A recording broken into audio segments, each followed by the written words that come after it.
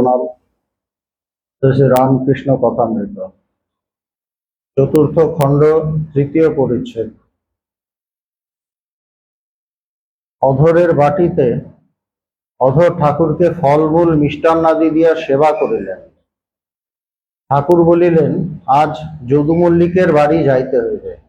ঠাকুর বেশ কয়েকটা বাড়িতে যাবেন বলে বেরিয়েছেন, তার ভক্তদের বাড়িতে, এবং অধরের বাড়ি গেছেন।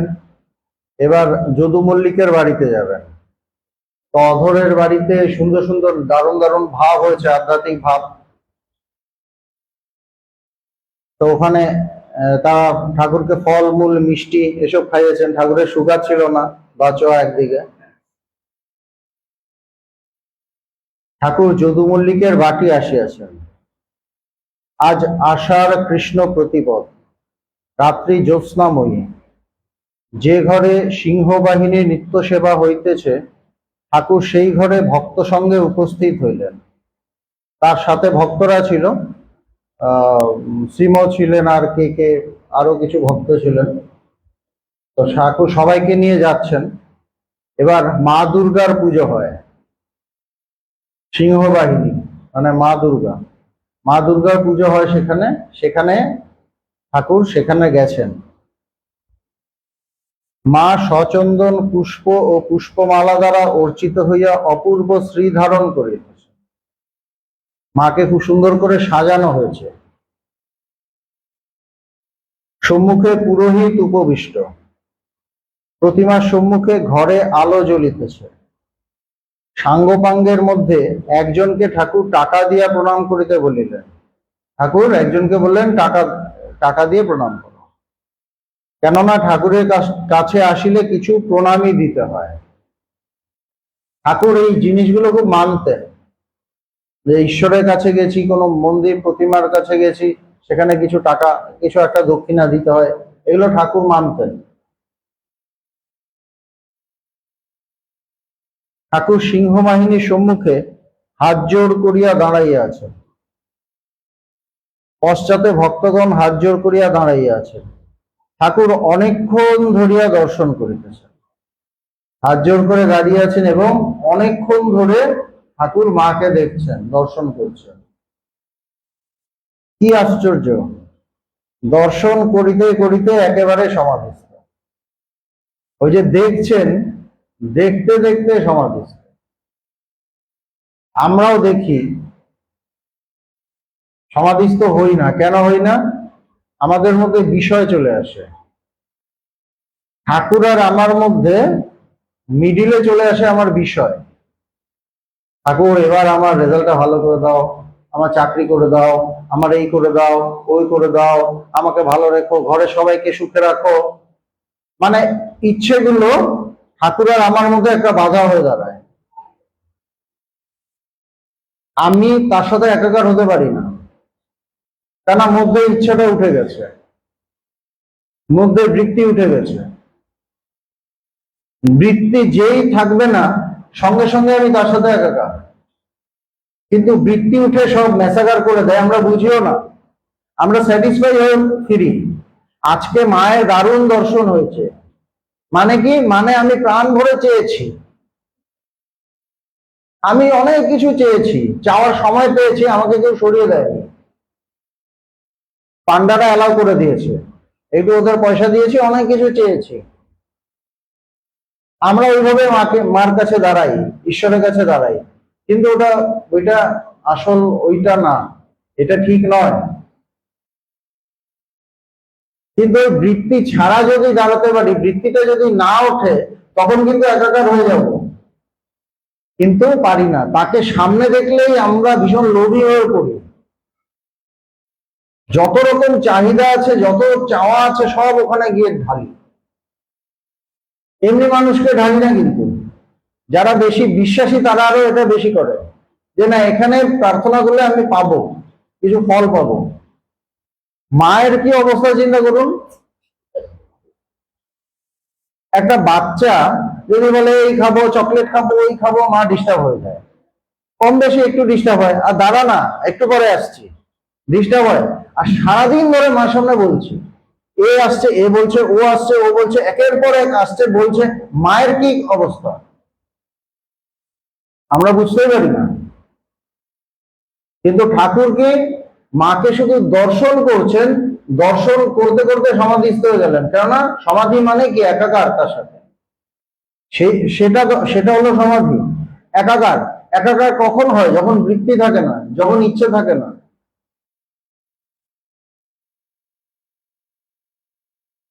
অনেকক্ষণ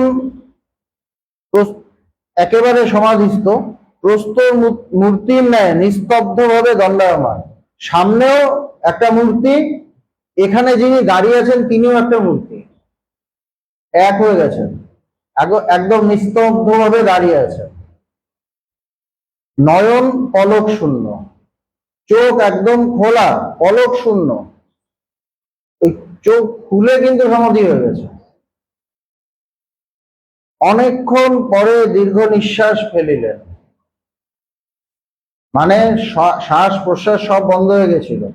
অনেকক্ষণ পরে দীর্ঘ নিঃশ্বাস ফেললেন। সমাধি ভঙ্গ হইল, যেন নেশায় মাতোয়ারা হইয়া বলিতেছেন, মা আসি গো। সমাধি ভঙ্গ হলো, মানে অন্তর্দশা ছিল, অর্ধ বাহ্য দশায় এলেন। পুরো এখনো মানে জগতের মধ্যে নামতে পারেননি, ল্যান্ড করেননি, রানওয়ের একটু ওপরে, এখনো একদম মানে এরোপ্লেনটা দেখা যাচ্ছে না ওরকম অবস্থায় নেই, কাছাকাছি এসছে। আর একটু পরে রানওয়েতে নামবে, কিন্তু এখনো নামতে পারেননি।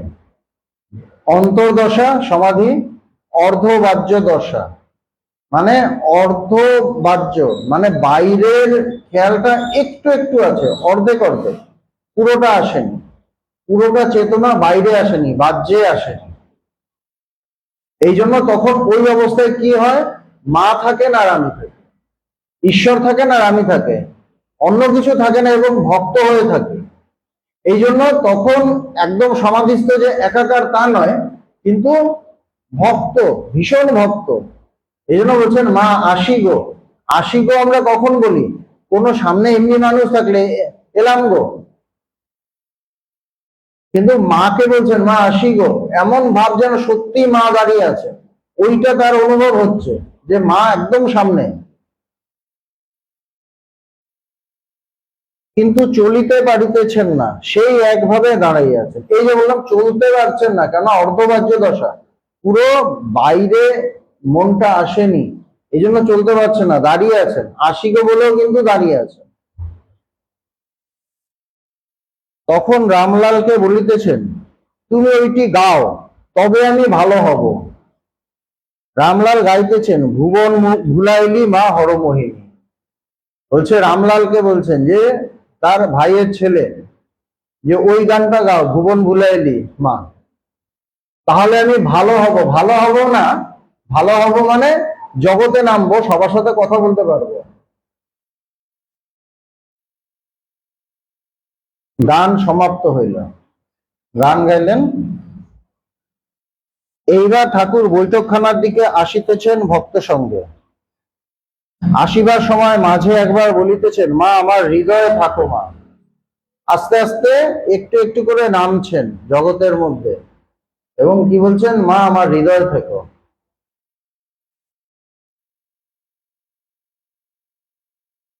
শ্রীযুক্ত যদু মল্লিক স্বজন সঙ্গে বৈঠকখানায় বসিয়া ঠাকুর ভাবেই আছেন।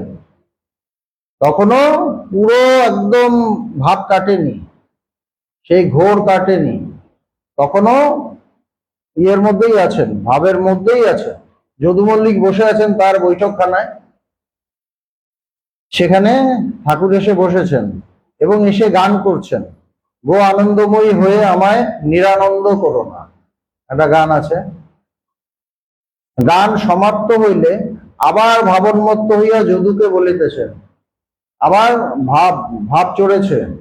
তখন আবার যদু মল্লিককে বলছেন, কি বাবু কি গাইবো? মা আমি কি 28 ছেলে, এই গানটি কি গাইবো? এই বলিয়া ঠাকুর গাইতেছেন, আর একটা গান গাইলেন।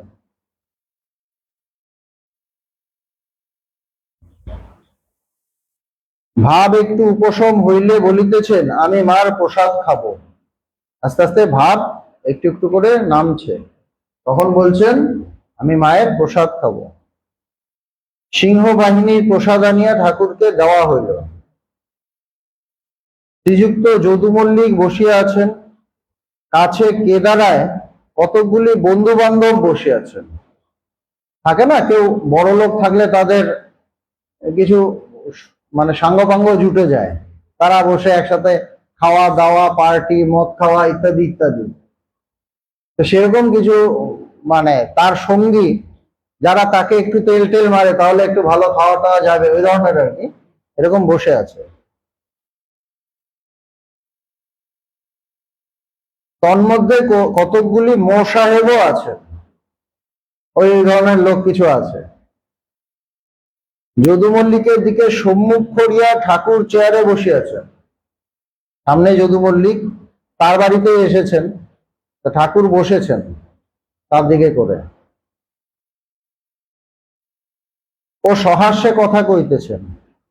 ঠাকুরের সঙ্গী ভক্ত কেউ কেউ পাশের ঘরে, মাস্টার ও দুই একটি ভক্ত ঠাকুরের কাছে বসিয়াছেন। আরো যারা ভক্তরা এসেছিলেন ঠাকুরের সাথে, তারা অনেকে ওই পাশের ঘরে চলে গেছে।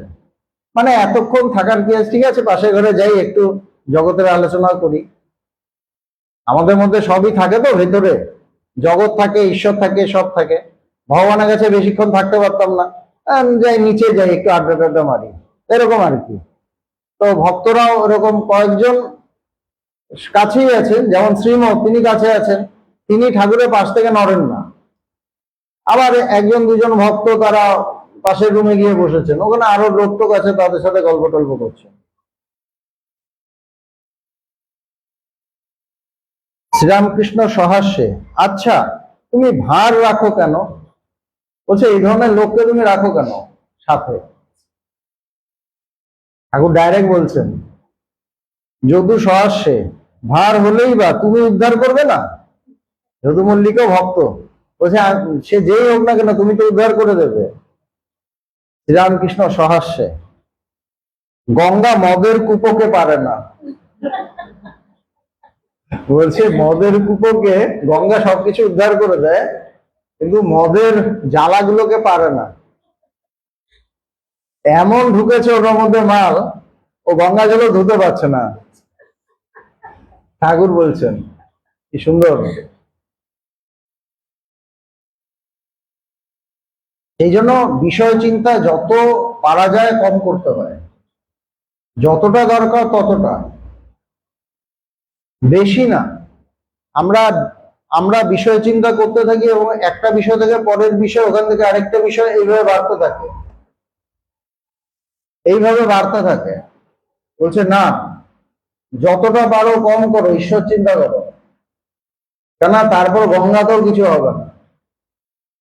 কুম্ভে গেলাম, কিছুই হলো না, যে যেরকম গেলাম ওরকমই ব্যাক করলাম, মানে পারেনি মা গঙ্গা অত, তখন আরো তার ক্যাপাসিটি অনেক বেশি থাকে উদ্ধার করার, ওখানে ডুবকি লাগিয়েও আমার আর কিছু হলো না, কেন এমন ভিতরে ঢুকিয়েছি।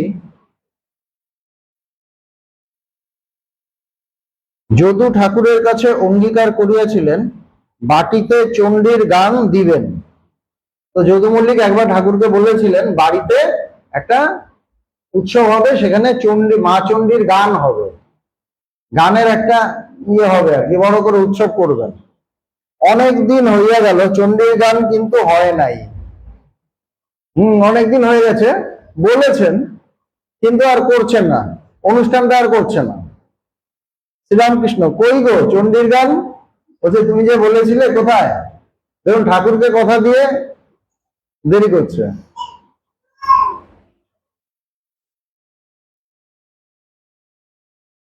যদু, নানান কাজ ছিল তাই এতদিন হয় নাই। তারপর আমাদের যেরকম অজুহাত থাকে, আমাদের সুন্দর সুন্দর অজুহাত থাকে। তো স্বামীজি আমি প্রতি মাসে একদিন করে সিটিং করব, হ্যাঁ করুন। তারপর একটা হলো, তারপর 2 বছর কেটে গেল, আর হয়তো হয় না, ওরকম আর কি। বলছে নানান কাজ ছিল তাই এতদিন হয় নাই।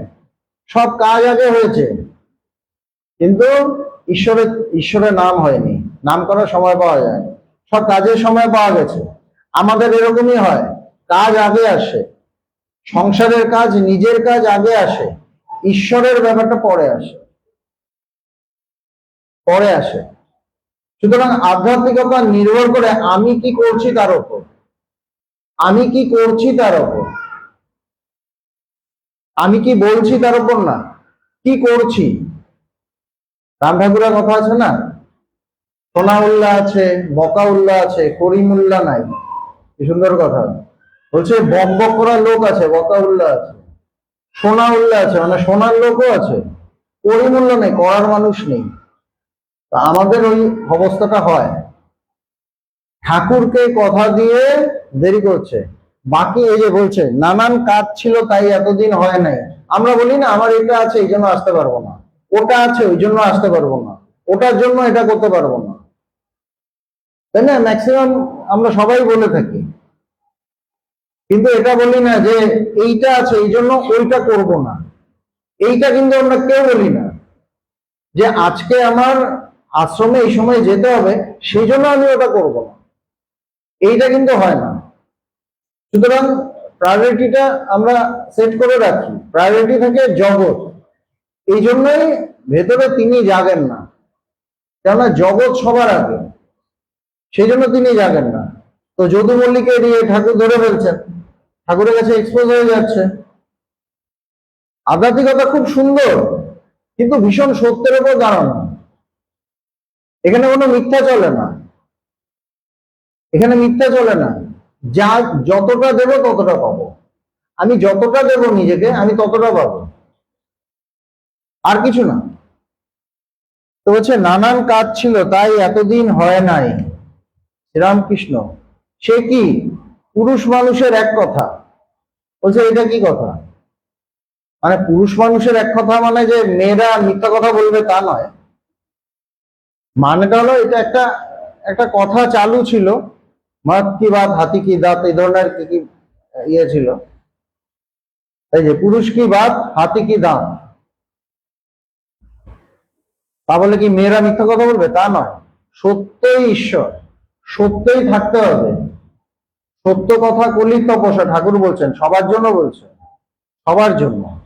এইটা ওকে একটা ইয়ে করার জন্য বলছেন আর কি, যদু মল্লিককে, যে তুমি কি বলে, তুমি কথা দিয়েছ, তুমি কথা মানছো না, তাহলে কথা দিলে কেন, তাহলে কথা দিলে কেন? ঠাকুর যিনি সত্যে প্রতিষ্ঠিত তার বই পড়ছি কেন?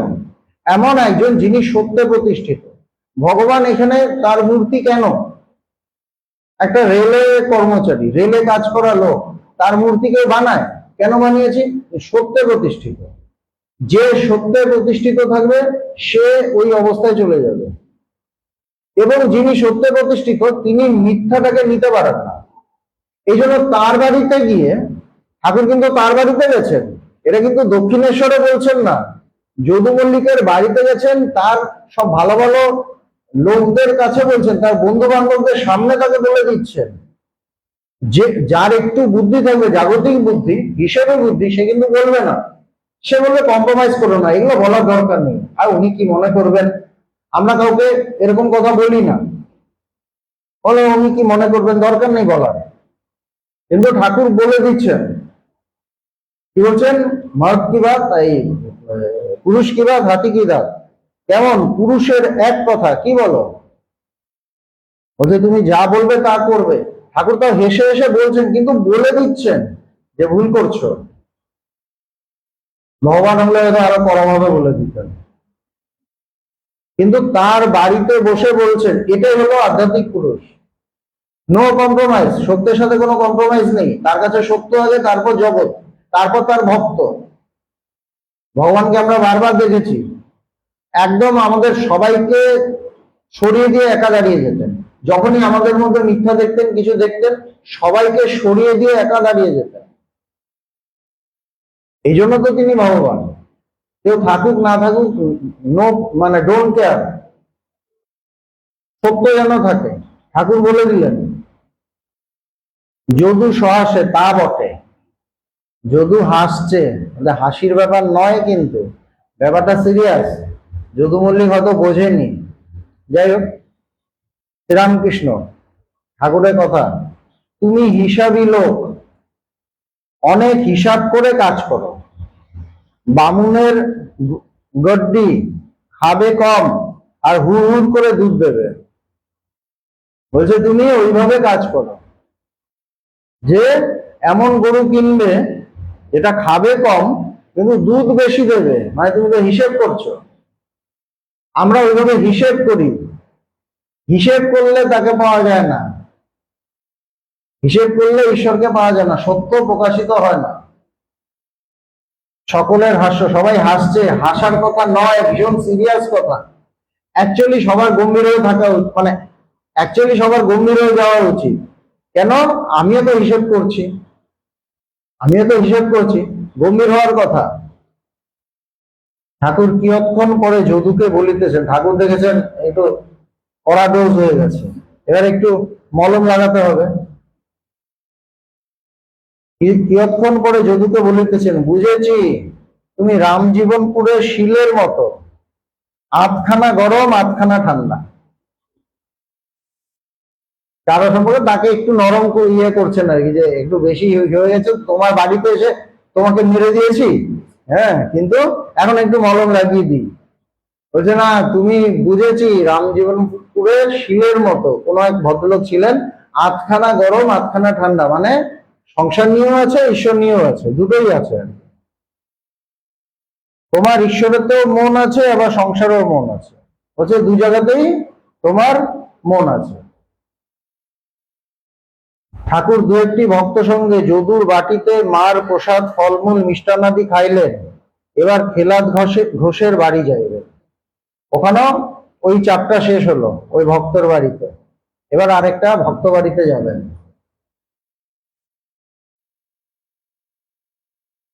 চতুর্থ পরিচ্ছেদ। ঠাকুর শ্রীরামকৃষ্ণ খেলাদ ঘোষের বাড়িতে প্রবেশ করিতেছে। রাত্রি 10টা হইবে। বাবা, অনেক রাত 10টার সময় আরেক ভক্ত বাড়িতে যাচ্ছেন, ফিরতে ফিরতে কটা হবে কে জানে। মাটি ও বাটির বৃহৎ প্রাঙ্গণ চাঁদের আলোতে আলোকময় হইয়াছে।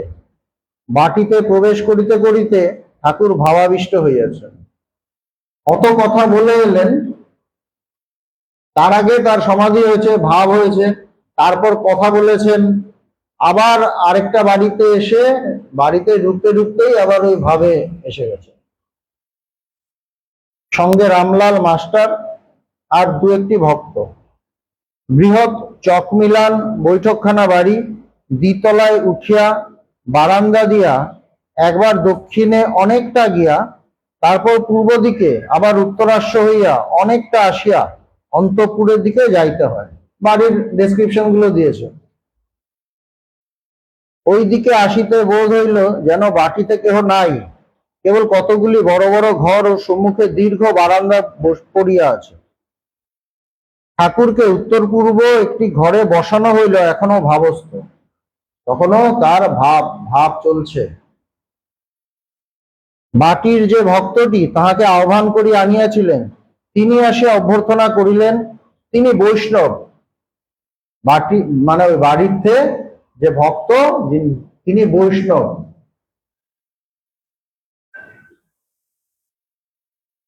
অঙ্গে তিলকাদি ছাপ ও হাতে হরিনামের ঝুলি, এই গায়ে তিলক লাগায় না ওর সব, আর হাতে হরিনাম ওই যে এরকম করে করে। লোকটি প্রাচীন বয়স্ক, তিনি খেলাদ ঘোষের সম্বন্ধী, যে বাড়িতে এসছেন তার রিলেটিভ। তিনি দক্ষিণেশ্বরে ঠাকুরকে মাঝে মাঝে গিয়া দর্শন করিতেন, তিনি যেতেন ঠাকুরের কাছে দক্ষিণেশ্বরে। কিন্তু কোন কোন বৈষ্ণবের ভাব অতি সংকীর্ণ, কোন কোন বৈষ্ণবের ভাব অতি সংকীর্ণ। তাহারা শাক্ত বা জ্ঞানী দিগের বড় নিন্দা করিয়া থাকেন, তারা অন্য কোন মত তারা নিতে পারে না। শাক্ত মত বা বেদান্ত তো একদমই তারা পছন্দ করেন না। ঠাকুর এবার কথা কইতেছেন, তো ঠাকুর বলছেন, শ্রীরামকৃষ্ণ বৈষ্ণব ভক্ত ও অন্যান্য ভক্তদের প্রতি, ওখানেও তো বেশ কিছু ভক্তরা বসে আছে, ওই বাড়ির লোকরা আছে, তারা তো বৈষ্ণব। আমার ধর্ম ঠিক আর অপরের ধর্ম ভুল, এ মত ভালো নয়। আমারটাই ঠিক আর বাকি সবারটা ভুল, এইটা ঠিক না। বলছে এই মতটা ঠিক না। ঈশ্বর এক, এক বই দুই নাই। বলছে সবাই তো ঈশ্বরকেই ডাকছে, এবং ঈশ্বর কি? ঈশ্বর এক, তিনি দুই নন, তিনি বহু নন, যে কৃষ্ণ আলাদা, রাম আলাদা, এই শিব আলাদা, কালী আলাদা, এরকম নন। ঈশ্বর এক, সত্তাটা এক। মুখ অনেক হতে পারে, তাই না? বিভিন্ন ঠাকুর দেবতা থাকে না, অনেক মুখ, অনেক মুখ হতে পারে, কিন্তু সত্তা একই। ঈশ্বর এক, এক বই দুই নাই। তাকে ভিন্ন ভিন্ন নাম দিয়ে ভিন্ন ভিন্ন লোকে ডাকে, নানা নাম দিয়ে ডাকে তাকে। কেউ বলে গড, কেউ বলে আল্লাহ, কেউ বলে কৃষ্ণ, কেউ বলে শিব, কেউ বলে ব্রহ্ম। এক একজন এক এক নামে ডাকে। যেমন পুকুরে জল আছে, এক ঘাটের লোক বলছে জল, আরেক ঘাটের লোক বলছে ওয়াটার। একই জল, এক ঘাটে বাঙালিরা যাচ্ছে, তারা বলছে জল, আরেক ঘাটে হয়তো খ্রিস্টানরা যাচ্ছে, তারা বলছে ওয়াটার। আরেক ঘাটের লোক বলছে পানি, হয়তো ওখানে মুসলমানরা যাচ্ছে, ওরা বলছে পানি। হিন্দু বলছে জল, খ্রিস্টান বলছে ওয়াটার, মুসলমান বলছে পানি, কিন্তু বস্তু এক, সবাই সেই জলটাই নিচ্ছে। বস্তু এক, মত পথ, এক একটি ধর্মের মত, এক একটি পথ ঈশ্বরের দিকে লয়ে যায়। বলছে মত আর পথ, মতটাই পথ, যে কোনো মত এক একটা পথ, এক একটা পথ, এক একটা ধর্মমত ঈশ্বরের দিকে নিয়ে যাচ্ছে, এক এক রাস্তায় নিয়ে যাচ্ছে।